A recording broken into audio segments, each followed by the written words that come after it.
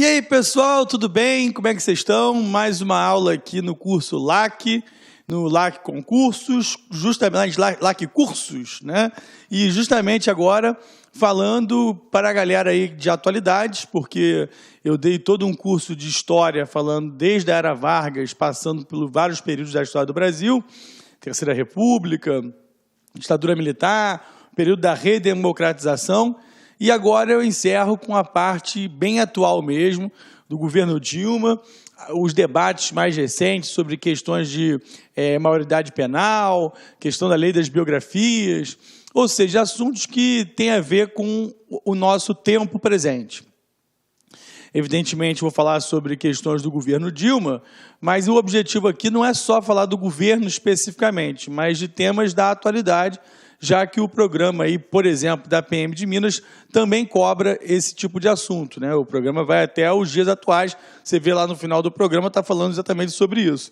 Por isso que eu trouxe aqui essa aula especial, né? Uma aula que pega bem realmente o presente. Vamos lá? Sem mais enrolações, sem mais delongas, eu dividi essa aula em temas, né? Eu vou começar pela letra A, política. Tá? Deixa eu passar aqui. Letra A, política. Vou falar sobre temas de política, como, por exemplo, a reforma política. Mas antes de começar a falar desses temas mais atuais, eu queria só lembrar das últimas eleições, né? O Brasil passou pela sua 7ª eleição direta após a ditadura militar. Você que está acompanhando o curso de História, evidentemente sabe disso, já que o Brasil teve a eleição em 89 do Collor, depois 94 e 98 Fernando Henrique, depois 2 vezes o Lula e uma vez a Dilma, né? Então, 6 eleições. Essa última, de outubro do ano passado, foi a 7ª eleição desde o fim da ditadura militar. Não é verdade? E nessa disputa aí, os principais candidatos dessa última eleição foram esses 3. A Dilma, o Aécio Neves e a Marina Silva, que num dado momento provocou um certo terremoto na disputa eleitoral, já que a Marina era vice do candidato Eduardo Campos, vocês sabem, lembram muito bem disso, né? Foi agora recente, o acidente aéreo acabou provocando a morte do candidato e a Marina subiu muito nas pesquisas, né? A Marina chegou a estar em primeiro lugar. Lembra disso? A Marina chegou a estar em primeiro lugar na disputa eleitoral e acabou depois perdendo força e nem indo para o segundo turno. Quem foi para o segundo turno foi o candidato tucano e a candidata petista. Inclusive, PSDB e PT vêm já há algumas eleições, desde a primeira eleição do Fernando Henrique, disputando voto a voto para saber quem vai ganhar, né? Não houve primeiro turno, não houve segundo turno nas eleições do Fernando Henrique, mas de qualquer maneira, em segundo lugar, sempre vinha o candidato petista, no caso Lula. E nessa eleição agora não foi diferente, cada vez mais uma disputa polarizada entre o PT e o PSDB. E é impressionante como é que na política as coisas são muito dinâmicas, né? E mal acabou a eleição de 14, já se vem discutindo as eleições de 2018. E os candidatos já estão aparecendo, né? Dentro do PSDB parece que já tem uma briga de foice para saber quem vai ser o candidato. O Aécio Neves é o candidato natural, já que na última eleição ele realmente disputou para valer, né? Voto a voto com a Dilma. Essa eleição da Dilma, da vitória da Dilma, foi a mais apertada da história da República. Nunca houve uma disputa tão apertada. A diferença foi de 3 pontos percentuais, o que correspondeu a 3 milhões de votos, o que realmente, num universo eleitoral tão grande quanto o nosso, foi uma disputa rigorosamente apertada, né? Não tenha dúvida nenhuma. E, enfim, aí Dilma reeleita, aqui quando ainda tinha 95% das urnas apuradas, mas já tinha certeza da candidata do PT foi reeleita. E aqui uma brincadeira rapidamente, porque no Facebook o pessoal estava se matando, né? A galera dividida entre petralhas e coxinhas, várias amizades foram desfeitas e o melhor candidato para não perder um amigo era votar no Dilmécio, ou na Dilmécio, que era o candidato 58, juntando os dois, né? Uma palhaçada aí de internet. Essa aqui foi até a marca da campanha eleitoral, que pegou uma imagem da Dilma jovem, né, quando era militante da esquerda e participava de grupos armados na época da ditadura militar, e o ilustrador está denunciando o PT por uso indevido das imagens, já que o PT não pagou por isso, né? Então está tendo aí uma confusão, ainda está rolando esse quiprocó. Bom, primeiro ponto da parte política. Falei das eleições da Dilma, só como um gancho, né, para mostrar aí quem está no poder, você sabe muito bem, lógico. Coloca aí o primeiro ponto da política. Manifestações. Isso já caiu muito em prova de atualidade. Várias provas cobraram o tema das manifestações, que agora estão mais calmas. O ano que foi o ano realmente mais quente nesse sentido foi o ano de 2013, com as manifestações que ganharam as ruas do Brasil, várias capitais, várias cidades.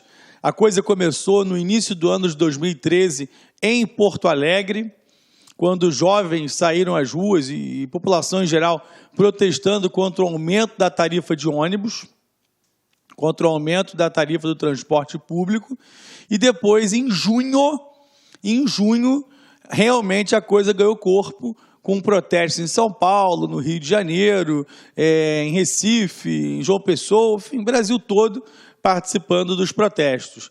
E o detalhe interessante é que essas manifestações de junho, chamadas por muitos, por exemplo, de jornadas de junho, isso é um bom termo, né? Você anotar isso, jornadas de junho, é que elas não tinham uma pauta única, né? Elas não tinham uma reivindicação única, eram reivindicações diversas, múltiplas, da questão do transporte público, passando pela saúde, educação, segurança, corrupção, tanto é que alguns políticos foram alvos de protestos mais ruidosos, como aqui no Rio, o Sérgio Cabral, em São Paulo, o Geraldo Alckmin. Inclusive, um detalhe, né, um parêntese, todos eles reeleitos, né? Sérgio Cabral reelegeu o seu sucessor, né, o Pezão, que é o governador do Rio, e o próprio Geraldo Alckmin foi reeleito com o pé nas costas, né? Então, uma coisa meio contraditória, essa bronca toda, mas, ao mesmo tempo, uma certa condescendência com esses políticos. E as manifestações, então, elas tinham esses objetivos múltiplos, né, esses objetivos diversos. Aqui, inclusive, só para lembrar de manifestações históricas que marcaram o Brasil recentemente, né, mais ou menos recentemente, como, por exemplo, a Diretas Já, de 1984, a campanha das diretas, que realmente também foi um episódio bastante marcante. Eu falei disso dentro da parte de história, porque reivindicava as eleições diretas para 85, para o ano de 85, eleições para presidente, né, em 85, e acabou que a campanha não teve sucesso, já que a emenda Dante de Oliveira, que previa isso, não passou no Congresso. E o Fora Collor, né, e os protestos contra o Collor em 92 para derrubar o ex-presidente Fernando Collor. Já falei sobre isso na aula de História. Aí o início das manifestações em Porto Alegre, com as pessoas indo às ruas, isso aqui em março, tá? Essa matéria é de julho, mas está fazendo uma referência aos protestos de março em Porto Alegre, que talvez tenha sido o pontapé inicial, né? Tenha sido assim o primeiro grande protesto que tinha uma identificação com o que vai acontecer em junho. Inclusive, galera, tem um documentário da Folha de São Paulo, da TV Folha, excelente, sobre isso. Se eu não me engano, chama-se Junho. E é bem interessante mesmo. Deve ter no YouTube, na íntegra, na internet, deve ser fácil encontrar. De repente, vale a pena ver esse documentário. Tá? Aí, algumas palavras, né, que ficaram famosas, algumas expressões ou algumas organizações, como, por exemplo, Passe Livre, como, por exemplo, a ação dos Black Blocs, palavras de ordem como não é pelos 20 centavos, né, que realmente marcaram o ano de 2013. Né, aí, inclusive, os Black Blocs, conheça a estratégia Black Bloc que influencia protestos no Brasil. A galera Black Bloc é um movimento que surgiu na Europa, em lugares como Rostock, na Alemanha, e é um grupo que originalmente se diz anarquista. Né? Tem uma ideologia, o anarquismo, se opõe a qualquer forma de opressão, de organização do Estado, ataca lojas de automóveis, lojas de grife, atacam, por exemplo, lanchonetes, grandes redes, né, como McDonald's, Starbucks, e é a principal ação deles. Né? Starbucks, eu quis dizer Burger King, né? Não vi nenhum ataque ao Starbucks, mas provavelmente também porque é uma rede vinculada ao capitalismo, né? A uma das grandes redes aí mundiais. Aí o Mídia Ninja também, que foi uma forma de cobertura dos eventos a partir da internet, uma coisa off, imprensa, grande mídia, até porque os grandes canais de televisão, as grandes emissoras de rádio, de jornais, né, os grandes jornais, foram também alvo da fúria dos manifestantes. O Globo, né, a Rede Globo, por exemplo, a Bandeirantes, todos eles também sofreram algum tipo de ataque. Eu lembro daquele cinegrafista da TV Bandeirantes que foi morto num protesto, quando os rapazes lá jogaram o sinalizador em direção a ele, né, ao cinegrafista, que me fugiu agora o nome. Daqui a pouco sai o nome dele. E aqui é a Mídia Ninja, né? Cadê Amarildo, né? Palavras de ordem como cadê Amarildo, que foi o pedreiro que se apareceu na Rocinha morto pelos policiais. E aqui, essa é ótima, é pelos 20 centavos sim, pô. Que história é essa, rapaz? Que não é pelos 20 centavos que o movimento dos judeus organizados, né? Sensacional isso aí. Bom, outro episódio importante, saindo das manifestações, essa aula vai ser em vários tópicos, tá, gente? Vários pequenos tópicos, porque eu vou tentar cobrir aqui o máximo possível de assuntos nesse nosso tempo aí de 2 horas aproximadamente. E um tema importante é a Copa do Mundo, que aconteceu no Brasil ano passado. Havia toda uma preocupação das autoridades com protestos que pudessem acontecer também em 2014. Esses protestos aconteceram, mas não da mesma força de 2013, não com a mesma intensidade de 2013. O brasileiro gosta de futebol, a Copa do Mundo no Brasil, para a gente, foi muito ruim, mas em termos de futebol, foi uma das melhores Copas dos últimos tempos, com excelentes jogos, né, com muita emoção. Então o brasileiro acabou deixando a bola rolar e esqueceu um pouco dos protestos. Né? Aqui, ó, tá até isso. A bola rola e os protestos diminuem, mas não se extinguem. Né? Tem essa ressalva aí. Fora a FIFA. A FIFA virou inimiga número 1 dos brasileiros. Né? Pelas exigências feitas, pelos gastos que o Brasil teve que assumir. Mas, na verdade, a culpa mais é do Brasil mesmo, né? E da nossa elite política. Até porque uma das promessas que não se concretizou, que não se cumpriu, era justamente com relação aos gastos públicos na construção de estádios de futebol. E nós sabemos que essa promessa não foi cumprida porque grande parte do dinheiro usado para construir estádios foi dinheiro público e estádios hoje que são cada vez mais deficitários, chamados elefantes brancos, como, por exemplo, o estádio de Cuiabá, como o estádio de Manaus, como o estádio... O Maracanã, aqui no Rio de Janeiro, é o mais deficitário de todos. Né? Então, é um absurdo. E olha que aqui no Rio ainda tem uma praça de futebol mais movimentada. E Natal também, o estádio caríssimo. Já tem estádio caindo aos pedaços por aí. Corinthians assumiu uma dívida colossal, inclusive com o Banco Nacional de Desenvolvimento Econômico, Banco Nacional de Desenvolvimento Econômico e Social, o BNDES. Então, realmente, a questão dos estádios e da própria infraestrutura, né? Bom lembrar que se prometeu melhorar em muito a infraestrutura das cidades-sedes e, na verdade, isso não aconteceu como se prometeu. Né? Decretaram feriados, fizeram mudanças no trânsito paliativas para que, durante a Copa, desse a impressão para o viajante, para o visitante, quero dizer, de que a Copa... que o Brasil era organizado, estava tudo correndo bem, a gente sabe que isso não é verdade, tanto é que acaba a Copa, a gente volta a ficar tete a tete com o caos. verdade? Tete a tete com o caos, cara a cara com o trânsito, cara a cara com a insegurança, cara a cara com tudo isso que a gente tem visto aí. Enfim, aí durante a Copa, os black blocs quebrando tudo, atacando loja, banco, loja de carro, tá vendo? Agora, o que eu queria destacar, en passant aqui, sem querer me estender muito, é em relação aos escândalos da FIFA recentemente. E um escândalo que já começou na Copa foi a máfia dos ingressos, que a Polícia Civil do Rio de Janeiro descobriu o esquema e prendeu, inclusive, os executivos da FIFA ou de empresas ligadas à FIFA, como, por exemplo, esse Ray Welah e o próprio argelino, né, Fofana, que foram presos na Operação Jules Rimet. Isso eu acho que merece o destaque, você anote aí no seu caderno. Operação Jules Rimet, que é o nome do primeiro presidente da FIFA, anterior ao João Avelange, e que deu nome a uma taça que foi conquistada definitivamente pelo Brasil. Definitivamente até que um assaltante, um ladrão argentino, roubasse a taça e derretesse a taça. Então, a Jules Rimet é a operação da Polícia Civil que descobriu essa quadrilha que vendia ingressos a preços exorbitantes, ingressos que não eram para serem vendidos. Cambismo, né?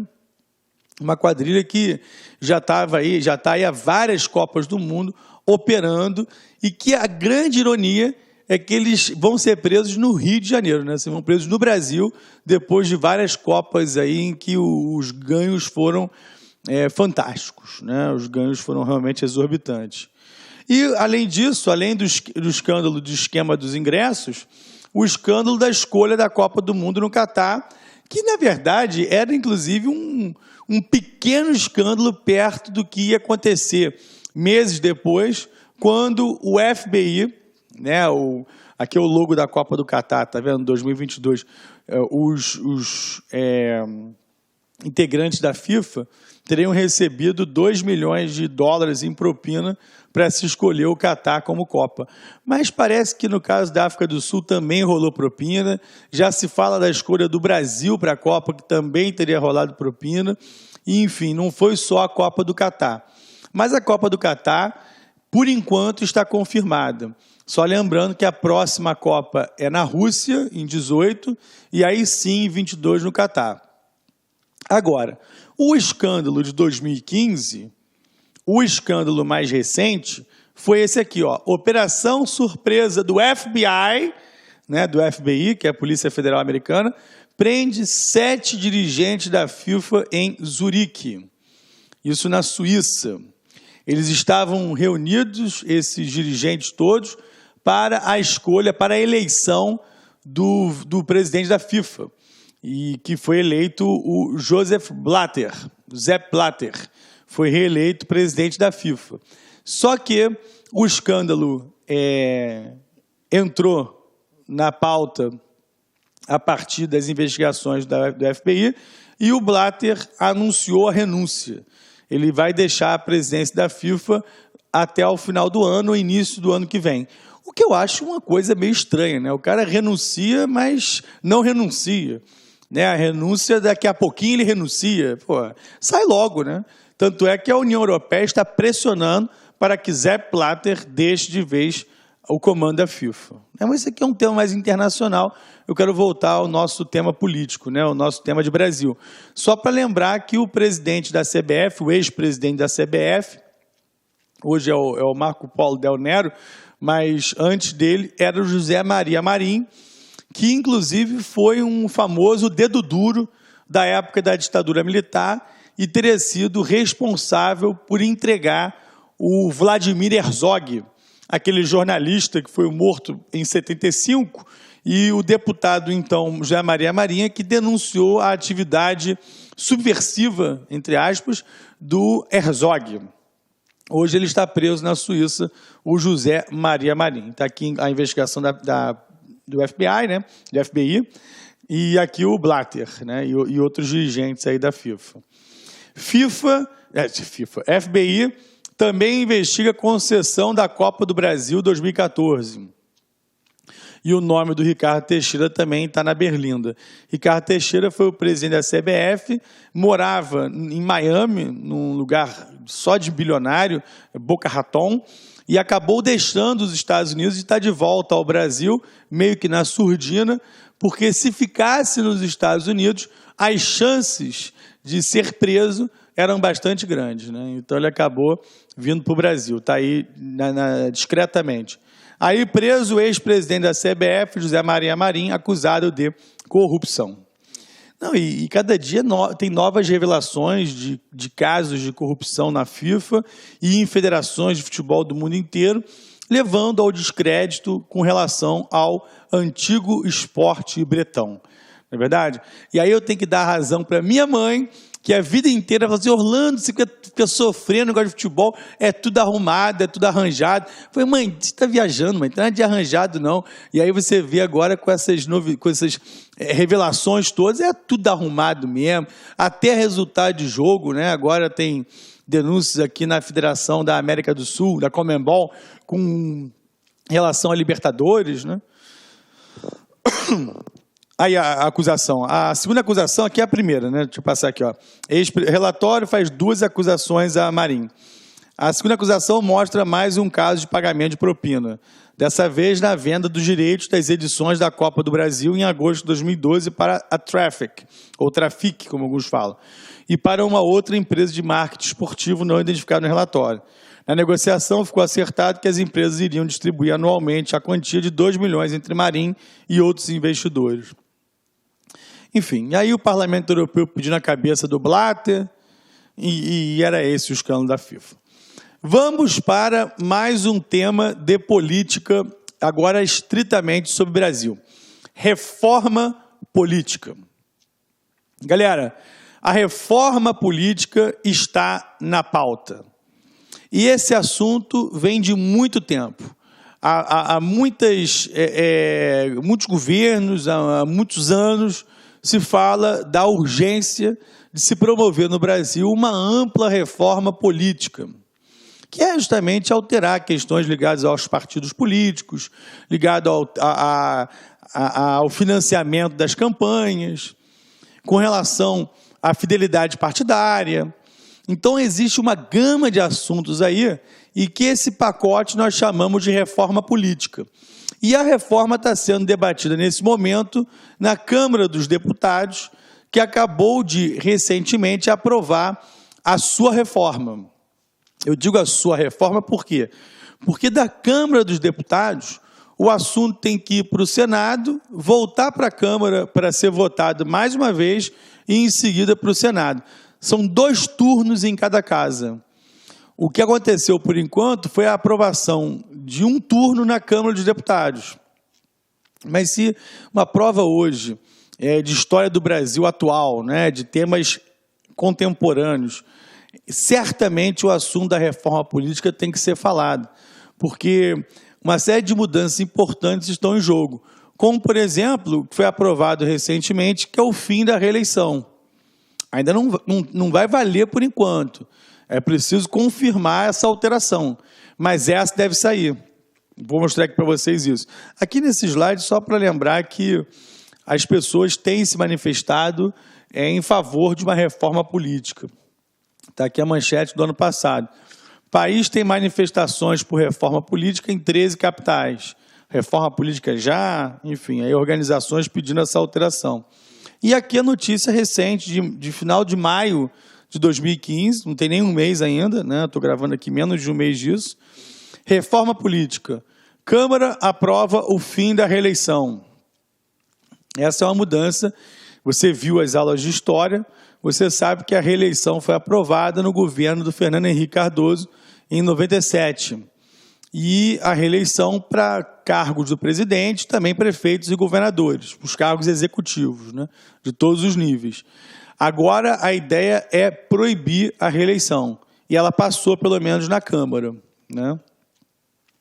Câmara aprova a urna com recibo para eleitor conferir voto em eleições.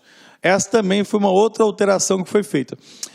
Anteontem, né, hoje eu estou gravando uma terça, ontem, segunda-feira, a matéria interessantíssima no jornal O Globo, com um cientista político, se não me engano, Jairo Nicolau, o nome dele, mostrando que a reforma política no Brasil é um Frankenstein. E por que um Frankenstein? Porque ele é todo confuso, não há uma coerência.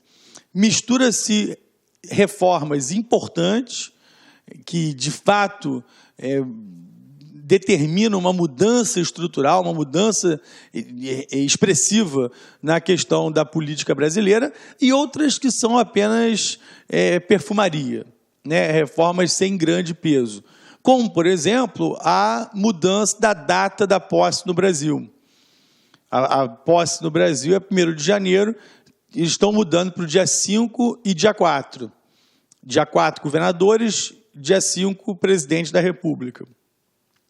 E uma dessas também que o cientista político entrevistado no Globo discordava, primeiro ele discordava do fim da reeleição, né, que para ele é um direito do eleitor reeleger um político que está dando certo, que a administração é bem avaliada.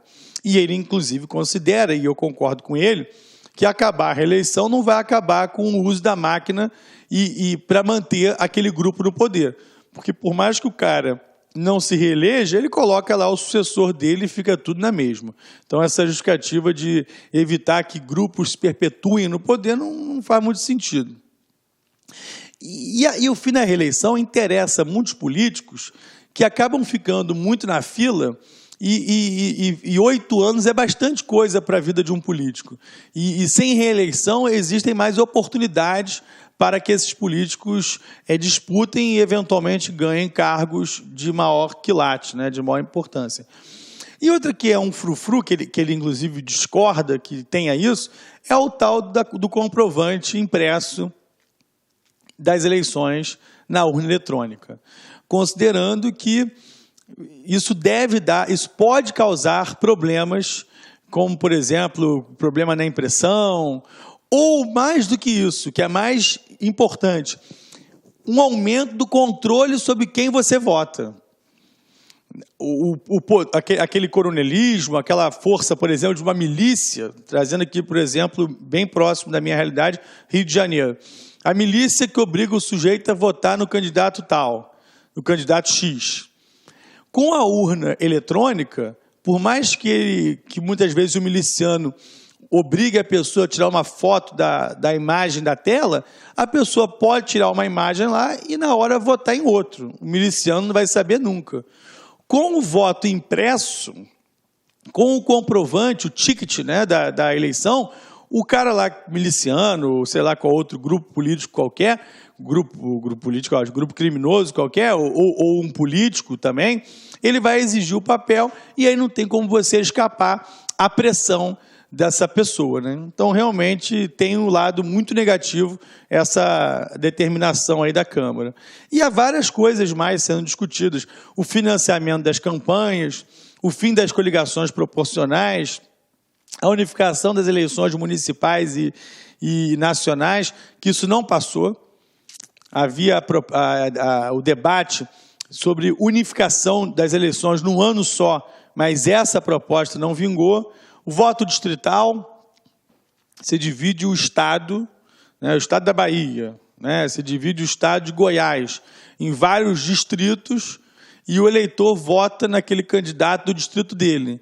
E aí é como se fosse uma Câmara dos Vereadores, só que em nível estadual, onde, teoricamente, o eleitor vai ter mais proximidade e, com isso, pode aumentar a pressão sobre o candidato eleito, né? Então, é uma proposta aí, o voto distrital. O fim da reeleição está passando, listas fechadas também não foi aprovada na Câmara, que em vez de você votar no candidato, você vota no partido que predetermina a lista dos candidatos a serem eleitos, né? Não é isso aí. Fim do voto secreto no Congresso, já passou, esse item já passou, para caçar colegas, para especificamente o caso de cassações de mandatos de políticos. E esse item, ele vem em cima de um episódio específico, que eu não sei se os senhores se lembram, que foi o caso do deputado federal Natan Donadon.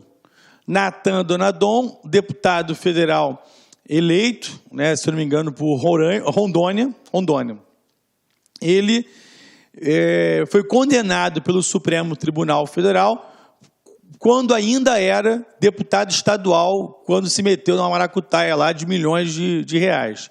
Aí o Supremo Tribunal Federal condenou ele quando ele já era deputado federal, sobre esse caso antigo, né?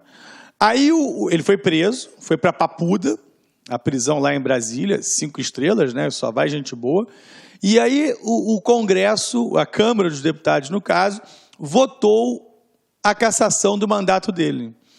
E como o voto era secreto, não houve quórum para tirar o mandato do homem. Ele voltou para Papuda, deputado federal. Foi um escarcéu, foi um escândalo, né? um episódio lamentável da história da Câmara, de uma história lamentável, por sinal, né? Uma longa história lamentável da Câmara. E aí a Câmara voltou a votar o caso dele, já com o voto aberto. Porque nesse intervalo em que a opinião pública ficou enfurecida, os políticos sentiram o golpe, acusaram o golpe e acabaram tirando o sigilo da votação de cassações. A votação ficou aberta. E aí, na votação aberta, apenas um deputado se absteve e todos os outros votaram pela cassação do deputado Donadon. E ele acabou perdendo o mandato, né? Mas foi depois da pressão da opinião pública, né? Fim do Supremo de senador, como é hoje. Enfim, há várias propostas em jogo que não estão aqui. Isso foi aprovado na Câmara. Mudança na idade de você se candidatar, idade mínima. Senador, por exemplo, era 35 anos, caiu para 29. Então, essas são mudanças também sem muito peso, né? Mas que foram feitas. A ideia de reduzir a quantidade de partidos hoje na política brasileira. Hoje, são 32 partidos credenciados, legalizados. 32 partidos. Existem um sem número de partidos na fila para serem reconhecidos como tais e disputarem as eleições. A cláusula de barreira, ela cria um mecanismo em que os partidos que terão acesso a tempo de TV e ao fundo partidário terão que obedecer a determinadas regras, para que esses partidos tenham um mínimo de legitimidade, né? Então, fala assim na proposta de que os partidos só vão ter acesso à TV e a grana, aqueles que tenham obtido ao menos 5% dos votos válidos na Câmara dos Deputados, distribuídos em ao menos 1/3 dos estados. Então, essa é a ideia, a tentativa de tornar esse sistema um pouco mais funcional, né? Porque, inclusive, vocês sabem, muitos partidos só existem como legendas de aluguel, que em época de eleições, eles se vendem, né, para outros partidos maiores que estão em busca de um tempo maior de televisão, por exemplo. Então, são feitas aquelas coligações enormes, sem que haja um teor ideológico definido, um perfil, um conteúdo muito claro, que o objetivo não é esse, o objetivo não é a questão ideológica, não é a questão programática, o objetivo é ganhar, é lucrar. E aí a ideia da cláusula de barreira é justamente limitar esse tipo de coisa, né? Evitar que tenha tanto partido aí sem expressão. PPL, né? PEN, se eu não me engano, o PEN foi o 32º, foi um dos últimos aí, esses dois foram um dos últimos. Esse aqui é o PSD, é um partido criado pelo Gilberto Kassab, ex-prefeito de São Paulo. Gilberto Kassab é um fazedor de partidos, né? O Kassab vive disso, agora ele está tentando recriar o PL, partido que já existiu e que pode estar voltando agora nas mãos do Kassab, que é um cara especializado em fazer partido. Inclusive, a Marina Silva deveria aprender com ele, já que a Marina não conseguiu que o Rede de Sustentabilidade fosse legalizado a tempo dela disputar eleições com a própria legenda. Tanto é que ela foi candidata lá com o Eduardo Campos. Mas é Rede Sustentabilidade. PROS, enfim, Partido da Com Pau. Não, o último foi esse, Solidariedade. É o partido do Paulinho da Força, né, ex-PDT, que fundou aí o 32º partido, por enquanto foi o último criado. Mas tem vários na fila, tem até a Arena da época da ditadura militar, a Arena está na fila para ser criado. Partido Novo, o nome é esse, Partido Novo, mais um, e tem vários e vários e vários. Tanto é que se todos os que estão na fila forem criados, vai passar de 80 partidos aí no Brasil. Né? Bom, outro tema, saindo da reforma política, falando de algo que diz muito respeito à galera que faz concurso, que foi a lei da terceirização. Foi aprovada recentemente. Uma década depois, lei que regula a terceirização é aprovada na Câmara, que é aquela possibilidade de uma empresa contratar uma outra terceira para realizar algum tipo de tarefa, de algum tipo de trabalho dentro daquela outra empresa. Por exemplo, atividades fim e atividades meio.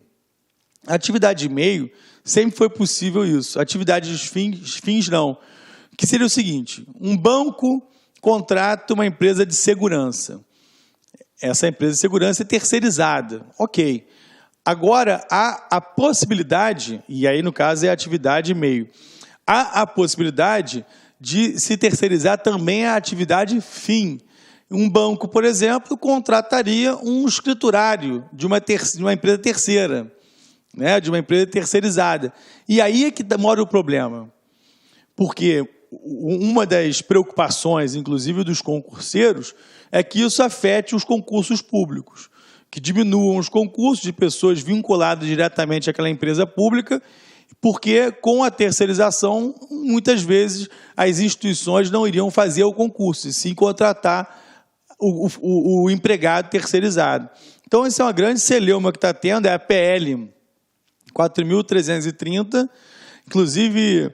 Está aqui o texto. Ó. Pelo texto, os serviços principais das empresas, chamadas atividades fins. Olá, meus amigos! Olá, minhas amigas! Está gostando da aula do professor Orlando? Quer continuar assistindo essa videoaula e muito mais? Convido você a acessar o nosso site, lacconcurso.com.br, que lá você vai encontrar o módulo do professor Orlando completo. História do Brasil com o professor Orlando.